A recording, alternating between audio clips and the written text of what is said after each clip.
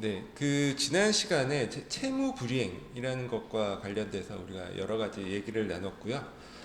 제가 계속 말씀드리지만 일단 우리가 이번 학기에 배우는 채권법, 즉 계약법은 일단 계약이 유효하게 성립했다.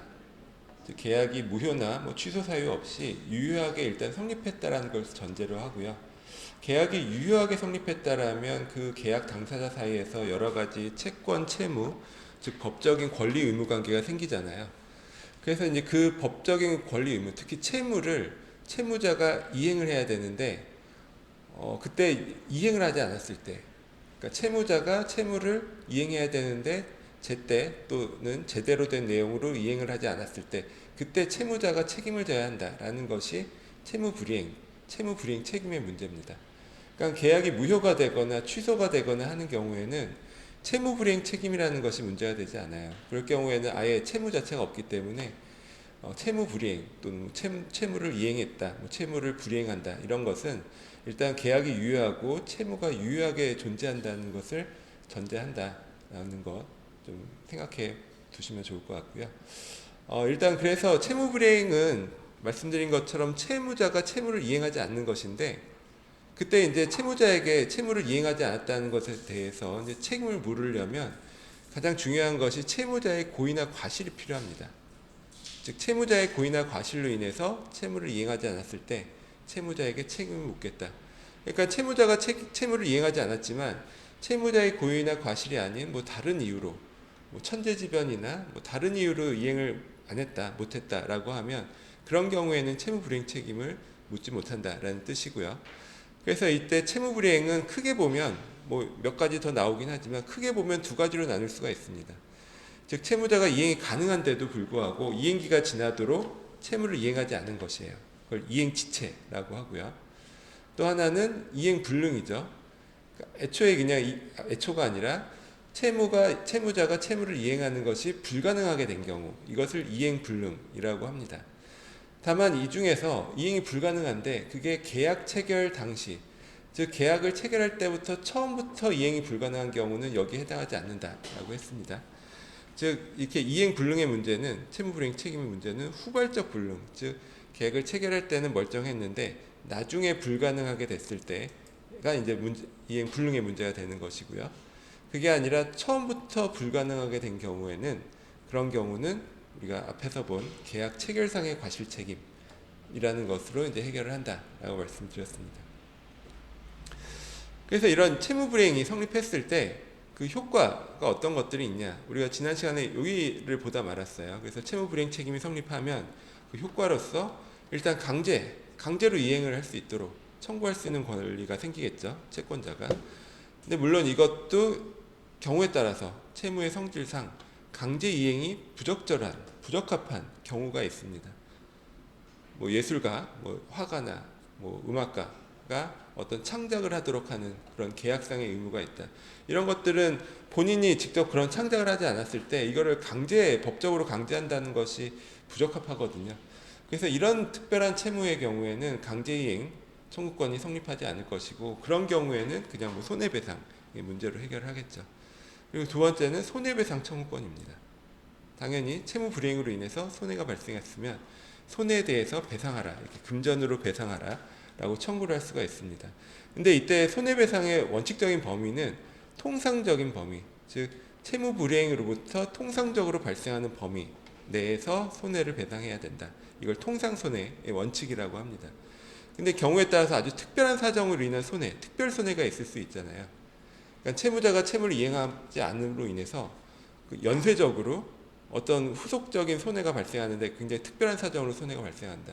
제가 지난 시간에 예를 들어 말씀드렸듯이 뭐 원재료를 공급받기로 계약을 체결했는데 내가 그 원재료를 공급받고 그거를 가공을 해서 더 큰 계약을 하기로 계약을 맺었어요.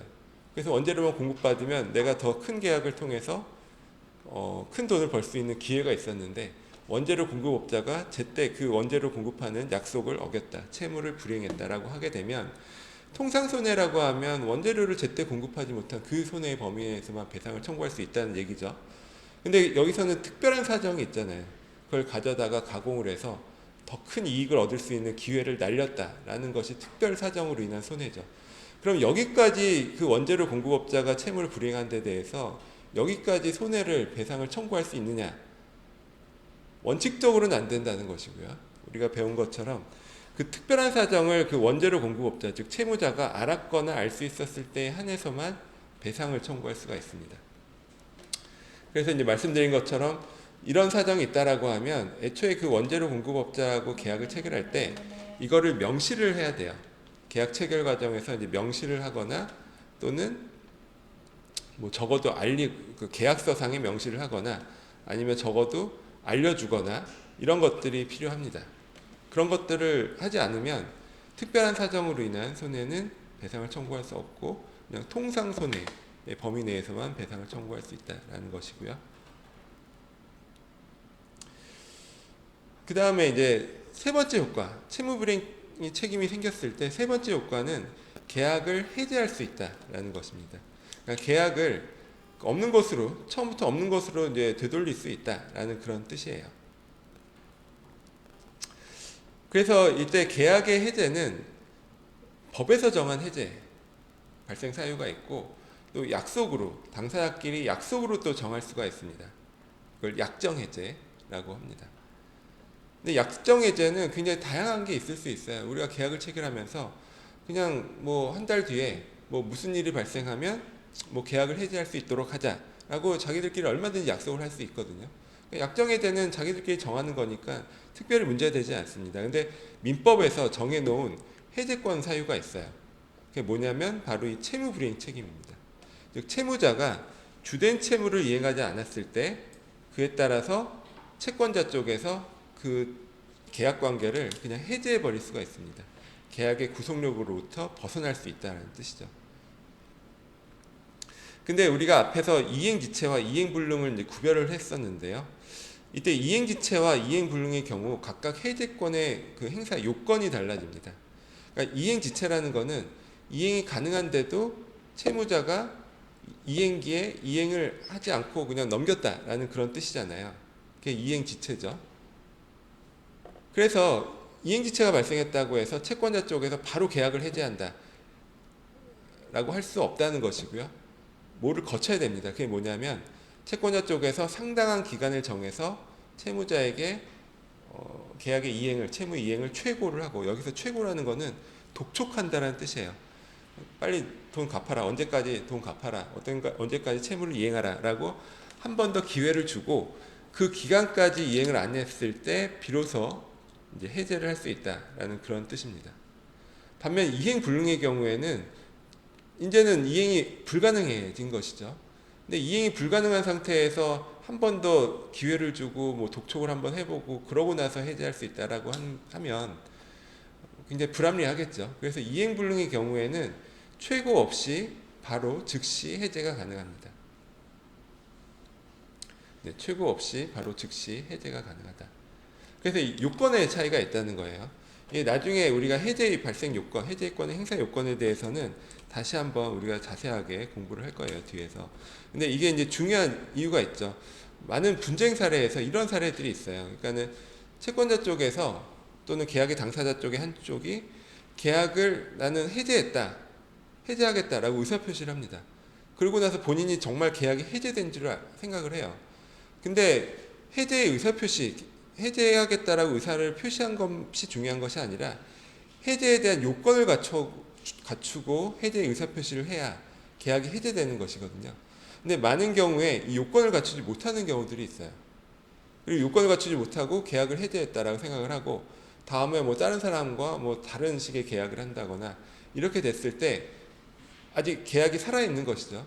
그래서 이제 분쟁이 생기는 경우가 상당히 많이 있습니다. 그래서 우리가 계약의 해제권을 행사하기 위한 요건들이 어떤 것이냐, 그리고 우리가 계약을 해제한다면 이 요건들을 잘 갖춰서 계약을 해제한다라는 것이 중요하기 때문에 그 요건들을 잘 알고 있어야 되는 것이고, 가장 큰 차이는 이행지체의 경우와 이행불능의 경우에 계약을 해제하는 데 있어서 민법 544조와 546조에 각각 요건을 다르게 규정하고 있다. 그 요건의 가장 결정적인 차이는 상당한 기간을 정해서 한 번 더 기회를 주는 최고, 즉 절차를 거쳐야 하느냐 아니면 바로 해제할 수 있느냐, 요 차이입니다. 그 다음에 이제 해제 효과가 나옵니다. 해제의 효과는요, 이렇게 계약을 해제를 하면 그 효과로서 계약의 효력이 소급해서 무효가 됩니다. 처음으로 돌려서 무효가 된다라는 얘기죠. 소급적 무효입니다. 그리고 이에 따라서 원상회복 의무라는 것이 생겨요. 그러니까 처음부터 없었던 것으로 되돌리는 것이기 때문에 뭐 당연히 서로 뭐 주고받은 것이 있다. 그럼 처음부터 없었던 것을 되돌린다는 뜻은 주고받은 것이 있으면 원상으로 회복한다는 뜻이잖아요. 그래서 당연히 소급적 무효와 원상 회복 의무가 이제 같이 가는 것이고요. 그리고 이에 더 나아가서 손해배상을 청구할 수 있습니다. 계약을 해지하는 데 그치는 것이 아니라 채무 불이행을 한 사람이 있잖아요. 그 사람에게 손해를 배상하라라고 청구할 수가 있다는 것이죠. 그리고 이런 해제와 구별되는 계약의 해지라는 것이 또 있거든요. 이거는 임대차 같은 거 할 때 우리가 계약의 해지라고 얘기를 합니다. 그것도 이제 뒤에서 한번 요 내용도 자세하게 이제 구별해서 공부를 할 거예요. 그래서 이제 채무 불이행에 관해서 크게 세 가지 책임이 있다. 세 가지 이제 효과가 발생한다. 즉 강제 이행을 청구할 수 있고 손해배상을 청구할 수 있고 계약을 해지할 수 있다 또는 해지할 수 있다. 이런 것들이 이제 중요한 효과, 채무 불이행의 중요한 효과라고 볼 수 있고요. 그 다음에 이제 넘어가서요. 이제 그럼 본격적으로 우리가 이 계약, 특히 이제 매매 계약과 같은 이런 것들을 쌍무 계약이라고 하거든요. 그러니까 우리가 주로 공부하는 계약들이 매매 계약, 임대차 계약 같은 것들입니다. 이런 것들을 쌍무 계약이라고 해요. 그러니까 쌍무라는 그 뜻은 좀 어려운 표현이죠. 근데 쌍방이, 계약 당사자 쌍방이 서로 채무를 부담한다라고 해서 이걸 쌍무 계약이라고 합니다. 반대 용어로 편무계약이라는 것이 있어요. 편무계약이라는 것은 쌍방이 아니라 한쪽 편만 채무를 부담한다 해서 이걸 편무계약이라고 부릅니다. 그래서 대표적으로 편무계약은 우리 증여계약 같은 것들이 있습니다. 증여계약은 주기로 한 사람만 채무를 부담하잖아요. 받기로 하는 사람은 채무가 없이 권리만 있는 거죠. 그래서 증여계약은 대표적으로 편무계약이고요. 반면 대표적인 쌍무계약은 매매계약, 임대차 계약 같은 것들이 있습니다. 그러니까 매매계약이 체결되면 매도인은 소유권을 이전할 채무가 있고요. 매수인은 그의 대가관계로 매매 대금을 지급할 채무가 있는 것이죠. 그러니까 하나의 매매계약으로부터 계약 당사자 서로 간에 채무가 생기는 것입니다. 그래서 이걸 쌍무계약이라고 하고요. 임대차계약도 마찬가지죠. 임대차계약이 체결되면 임대인만 채무를 부담하거나 임차인만 채무를 부담하는 것이 아니죠. 임대인과 임차인 쌍방이 채무를 부담합니다. 그래서 쌍무계약이고요. 우리가 배우는 거의 모든 대부분의 계약은 이 쌍무계약에 해당합니다. 그래서 우리가 이 쌍무계약이 어떤 효력이 있는지를 잘 알아야 돼요. 그래서 쌍무계약의 이런 특수한 효력들에 대해서 이제 공부할 차례입니다. 그래서 쌍무계약은 지금 말씀드린 것처럼 계약 당사자 쌍방이 서로 대가적 의미를 가지는 채무를 부담하는 계약이다. 예를 들어서 매매계약, 임대차계약 또는 그냥 물건을 서로 주고받는 교환계약 이런 것들이 다 쌍무계약이죠. 그래서 이 쌍무계약의 특징은 크게 보면 두 가지가 있습니다. 그러니까 양채무, 쌍무계약, 매매계약으로부터 발생하는 서로 간의 채무는 굉장히 밀접하잖아요. 그러니까 밀접하다 이게 이제 핵심이죠. 그렇기 때문에 서로 이행을 할 때는 동시에 이행을 해야 됩니다. 서로 누가 먼저 이행할 것이 아니라 서로 동시에 이행을 한다. 그래서 이걸 동시 이행의 항변권이라고 하고요. 그리고 또 이제 이건 좀 조금 어려운 용어이긴 한데 위험 부담의 문제가 이제 쌍무계약에서 생겨요. 이건 뒤에서 우리가 자세히 볼 겁니다. 어쨌든 동시 이행의 항변권이라는 것은 우리가 쉽게 이해할 수 있죠. 공평의 원칙상 뭐 예를 들어서 매도인, 매수인이 서로 의무를 부담한다고 했을 때 공평의 원칙상 매도인이 먼저 이행을 하고 매수인이 먼저 이행하고 할 거 없이 그냥 서로 동시에 주고받으면 된다. 동시에 주고받기로 하자. 이게 이제 동시 이행의 항변권이거든요. 그러니까 만약에 매도인이 자신의 소유권 이전 의무를 이행하지 않고 매수인에게 너 매매대금, 잔금 먼저 내라 라고 하면 매수인 쪽에서 이를 거절할 수 있다는 거예요. 우리가 항변권이라는 그 뜻 자체가 거절할 수 있다는 뜻이잖아요. 매도인도 마찬가지죠. 매수인이 자기 잔금 지급하지 않으면서 나한테 소유권 이전하라 라고 청구를 하면 나도 거절할 수가 있습니다. 그걸 동시이행의 항변권이라고 하고 공평의 원칙에 따라서 인정되는 것입니다. 근데 이거는 우리가 이제 민법을 처음 말씀드릴 때 사적 자체의 원칙이 지배된다라고 했잖아요. 사적 자체의 원칙은 당사자 간의 관계는 자기들끼리 알아서 정하는 게 원칙이다. 그래서 민법은 보충적 규정이라고 했습니다. 그러니까 자기들끼리 알아서 정하지 못했을 때, 뭐 계약을 통해서 미처 정하지 못한 부분에 있어서는 민법이 보충적으로 적용된다. 이런 뜻이거든요. 그래서 이 동시항변권도 마찬가지로 매수인과 매수인이 이제 계약을 체결할 때 그냥 매도인이 내가 먼저 채무를 이행하겠다. 또는 매수인이 내가 먼저 채무를 이행하겠다. 이렇게 정하면 그것대로 되는 것이에요. 그러니까 동시행변권은 매도인, 매수인, 계약 당사자가 그걸 정하지 못했을 때, 정하지 않았을 때 그렇다면은 서로 공평하게 둘이 동시에 주고받아라. 이런 뜻으로 이해를 하시면 됩니다. 그래서 동시이행 항변권이 성립하기 위해서는 이제 요건이 있죠. 그거는 먼저 동일한 쌍무계약입니다.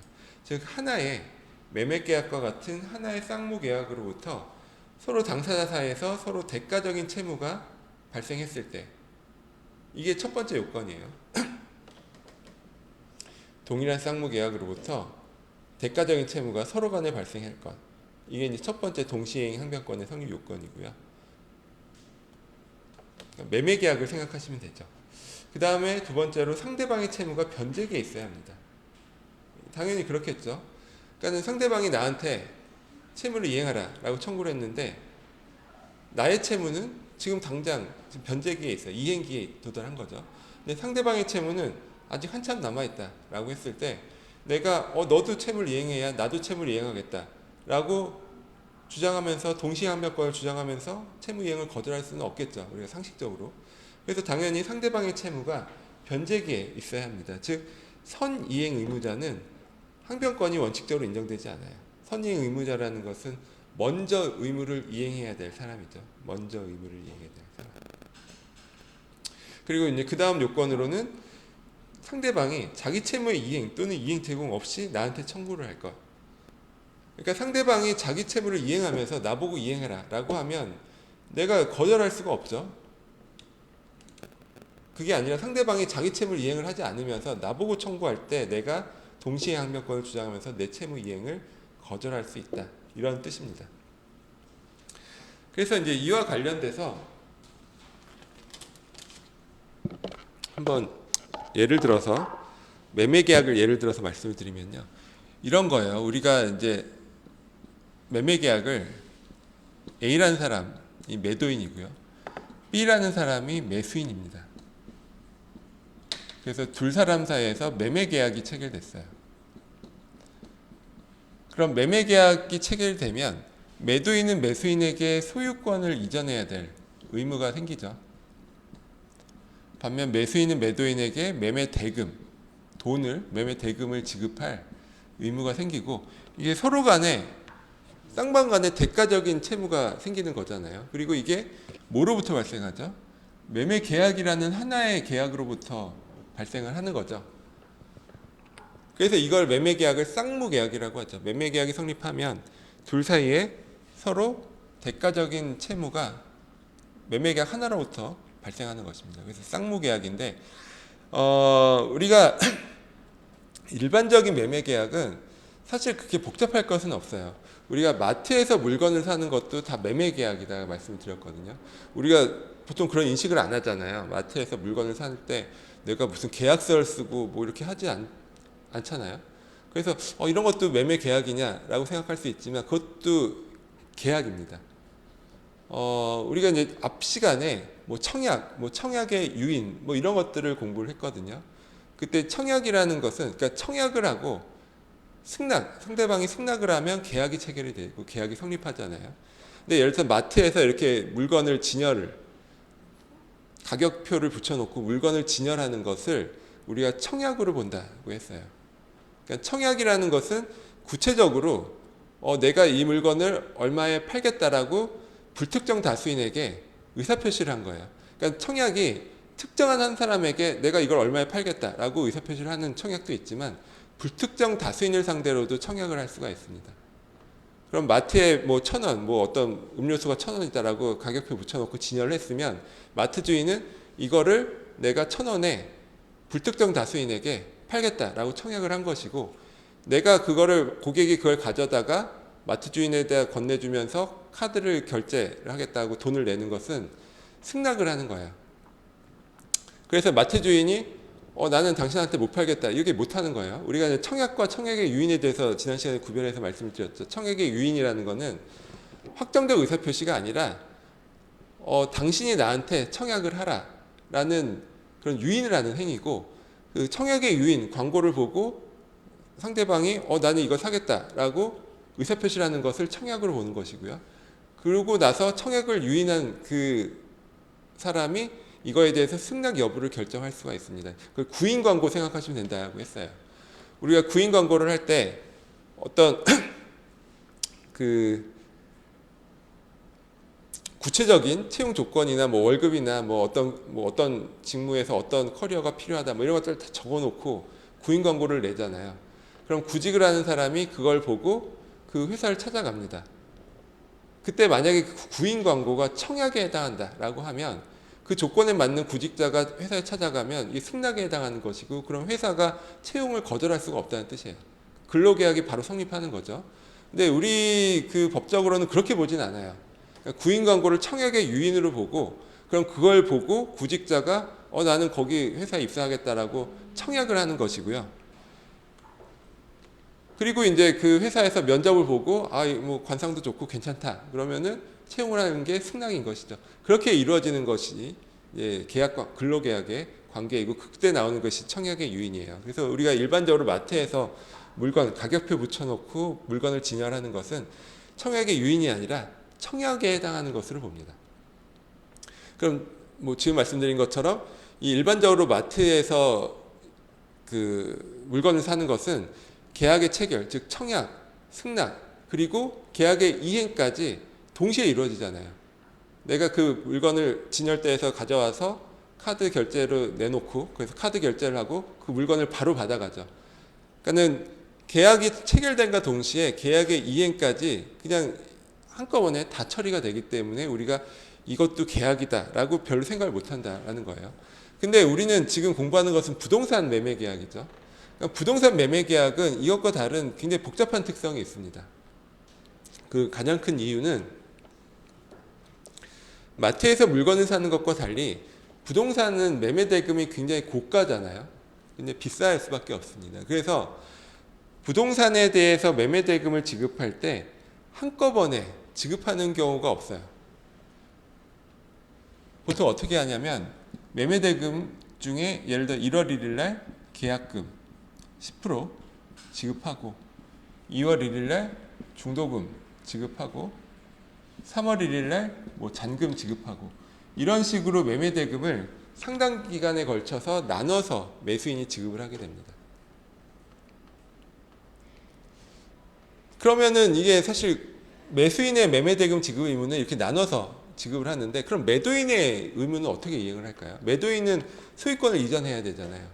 그럼 이것도 우리가 이론상으로는 매도인이 계약금 받았을 때 지분의 10% 넘겨주고 중도금 받았을 때 40% 지분 넘겨주고 잔금 받으면서 50% 지금 넘겨주고 이렇게도 할 수가 있어요. 근데 우리나라 거래관행상 그렇게 하는 경우는 없잖아요. 뭐 어떤 매매 계약도 그런 식으로 안 합니다. 그러니까 매수인은 돈을 나눠서 지급을 하는데 매도인은 금액 전체, 매도인은 그 물건 전체 100% 지분을 한꺼번에 넘겨줍니다. 그럼 보통 언제 넘겨주죠? 계약금 받을 때 넘겨주나요? 계약금 받을 때 넘겨주기로 할 수도 있어요. 그렇게 정하면 되거든요. 근데 보통 우리나라에서 그렇게 안 하죠. 그 잔금, 매수인이 잔금 낼 때 매도인도 등기를 한꺼번에 이전해 주는 식으로 이루어집니다. 그래서 보통 매수인의 잔금 지급 의무와 매도인의 등기 이전 의무가 동시행 관계에 있게 됩니다. 근데 문제는 그 전에 매수인은 큰 돈을 지금 이미 줬잖아요. 선의행으로 줬다는 얘기죠. 그래서 이게 사실 굉장히 복잡한 문제들이 생길 수밖에 없어요. 이 구조에서. 그러니까 매수인이 이미 돈이 넘어갔는데 매도인이 3월 1일에 등기를 이전을 할지 아니면 그 전에 뭐 딴 데 팔아먹을지 알 수가 없다는 거죠. 불안정한 상황으로 이어집니다. 그래서 이와 관련돼서 굉장히 여러 가지 분쟁도 많고 법적인 그 판례도 많고 우리가 공부할 부분이 상당히 많이 생기는 이유가 이런 것 때문입니다. 우리가 마트에서 물건 거래하듯이 그냥 한꺼번에 돈 주고 물건 받아오고 하면 사실 이렇게 복잡한 문제가 생길 수가 없거든요. 그런 것이 이제 부동산 계약의 특징이다라는 것이고요. 지금 이 동시이행 항변권도 마찬가지입니다. 동시이행 항변권도 지금 예를 들어서 매수인이 1월 1일 날 계약을 체결하고 2월 1일이 됐어요. 그럼 매도인이 매수인에게 너 그럼 중도금 내라 라고 청구를 했습니다. 근데 이때 매수인이 매도인에게 동시이행 항변권을 주장하면서 중도금 지급을 거절할 수가 있다는 얘기인가요? 없다는 얘기죠. 왜냐하면은 2월 1일 날 매수인이 중도금을 내기로 한 것은 선이행 의무예요. 그러니까 매도인의 소유권 이전 의무는 3월 1일인데 그보다 한 달 전에 매수인이 중도금을 줘야 됩니다. 그래서 이런 경우에는 동시이행 항변권을 주장할 수가 없어요. 아까 동시이행 항변권의 두 번째 요건이 변제기 있어야 된다잖아요. 근데 지금 이 매수인 입장에서는 그 상대방인 매도인의 채무가 3월 1일이 변제기지 2월 1일은 변제기가 아니죠. 그래서 동시이행 항변권을 주장할 수 없고 그러면은 2월 1일에 돈을 내야 되는데 안 냈다. 그러면은 채무 불이행 책임이 발생하는 거죠. 그럼 채무 불이행 책임 중에 뭐 주로 이제 손해배상이 문제가 되겠죠. 그래서 주로 이때 이제 지연 이자가 발생하잖아요. 하루하루 뭐 날짜별로 이자가 붙어 나가는 거죠. 그래서 2월 1일부터 3월 1일까지 사이에 매수인은 중도금뿐만이 아니라 플러스 알파로 지연 이자가 붙어 나가게 됩니다. 그러고 이제 3월 1일이 됐어요. 근데 3월 1일이 되니까 매도인이 생각하는 거예요. 아, 그러면은 잔금 날짜와 등기 이전은 동시행 관계니까 내가 뭐 등기 이전에 필요한 서류를 제공하지 않는 한 매수인도 뭐 잔금을 나한테 이행하지 않아도 되겠구나. 뭐 동시항변권을 주장하면 되겠구나. 라고 생각을 하겠죠. 근데 생각을 해보니까는 이 중도금은 먼저 냈었어야 되잖아요. 근데 지금까지 안 내고 있는 거죠. 그러니까는 매도인 입장에서는 그럼 최소한 중도금은 먼저 내라. 라고 3월 1일이 됐을 때 청구를 합니다. 이때 매수인이 동시이행의 항변권을 주장할 수 없다가 답이에요. 주장할 수 있다가 답이에요. 매수인이. 그러니까 이게 뭐냐면요. 지금 써 있는 것처럼요. 여기 선이행 의무자가 이행을 지체하는 동안 상대방 채무의 변제가 도래한 경우에는 선이행 의무자라 하더라도 동시이행의 항변권을 주장할 수가 있습니다. 그러니까 선이행 의무자, 매수인이 중도금을 2월 1일 날 내야 되는데 이걸 지체하고 있었어요. 근데 3월 1일이 되니까 그 상대방, 매도인의 등기 이전 의무도 이행기간에 도달한 거잖아요. 변제기에 도달했다. 그럼 이때부터는 잔금뿐만이 아니라 중도금도 동시이행 항변권, 중도금에 대해서도 동시이행 항변권을 주장할 수 있다. 즉 매도인이 소유권 이전 등기하기 전까지는 나도 매수인도 잔금뿐만 아니라 중도금도 못 준다. 이렇게 주장할 수 있다라는 거예요. 이 동시이행 항변권을 주장할 수 있다라는 것이 어떤 의미냐면요. 우리가 동시이행 항변권을 주장할 수 있으면 이행지체 책임이 생기지 않습니다. 우리가 아까 채무 불이행 책임이 성립하기 위한 이행지체가 성립해야 한 요건들 앞에서 좀 몇 가지가 나왔는데요.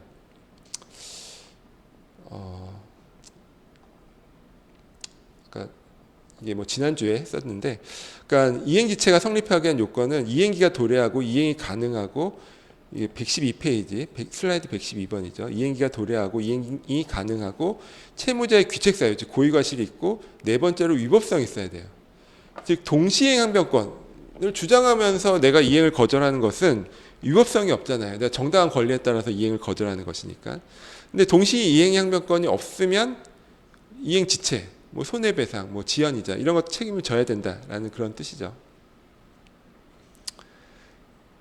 그래서 이 경우에도 이 얘기는 중도금 지연이자가 2월 1일부터 3월 1일까지는 발생을 했지만 3월 1일부터는 매수인도 중도금에 대해서도 동시이행의 항변권을 주장할 수 있기 때문에 그래서 중도금 지연이자가 3월 1일부터는 안 붙어요. 그러니까 채무불이행 책임이 3월 1일부터는 더 이상 성립하지 않는다라는 얘기죠.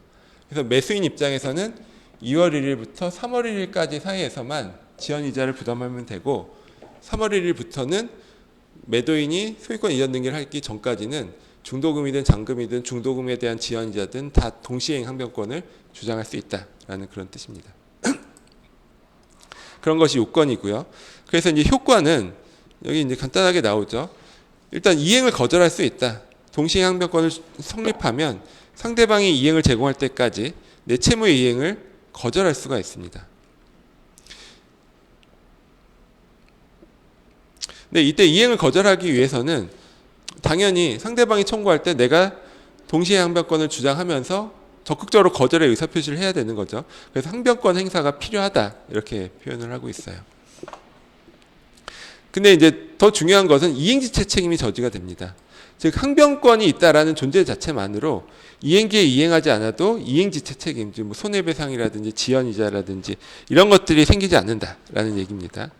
그리고 이때 중요한 것은 이런 이행지체 책임을 저지하기 위해서는 굳이 동시에 항변권을 행사할 필요가 없다라고 해요. 그냥 동시 이행 관계에 있다라는 자체만으로 이행지체 책임이 성립하지 않는다라고 하고요. 그다음에 세 번째로 상계금지 효과라는 것이 있습니다. 상계금지효는 이런 거죠. 뭐 우리가 상계라는 표현 많이 쓰잖아요. 그러니까는 내가 1,000만 원 갚을 것이 있고 상대방도 1,000만 원 갚을 것이 있을 때 이걸 내가 1,000만 원 갚고 상대방도 1,000만 원 갚고 할 거 아니라 그냥 같은 범위 내에서 그냥 갚은 것으로 치자. 이런 것이 상계잖아요. 이게 실제로는 법적인 용어예요. 우리가 상계한다. 뭐 이런 거는 일상생활에서도 많이 쓰는데 이게 법적으로 나와 있는 용어죠.